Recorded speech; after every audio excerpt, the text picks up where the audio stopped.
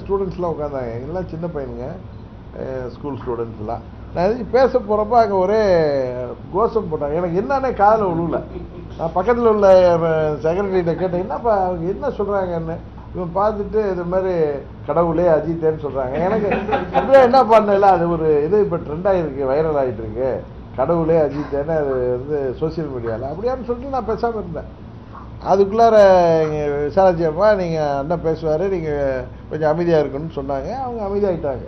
அதை ஒவ்வொரு தொலைக்காட்சியும் ஒவ்வொரு மாதிரி போட்டாங்க. ஒரு தொலைக்காட்சியில் அதிர்ச்சின்னு போட்டாங்க. அதிர்ச்சியில் ஆகலை. எனக்கு என்ன இதில் என்ன இருக்குது, கடவுளே அஜித்தேன்னு. நானும் அஜித்தோடைய ஃபேன் தான், அஜித்தை எனக்கு பிடிக்கும். அஜித்தை நான் பல முறை எங்கள் இதில் சோசியல் மீடியாவில் எடுத்து நான் நிறையா பேருக்கு குழந்தைகளுக்கு பேர் வைக்கிறப்ப அஜித் குமார்னு பேர் வச்சுருக்கேன். இல்லை, ஒரு நடிகராக எனக்கு அஜித் ரொம்ப பிடிக்கும்னு நான் பல பேட்டிகள்லையும் சொல்லியிருக்கேன். விஜய் எனக்கு பிடிக்கும். அது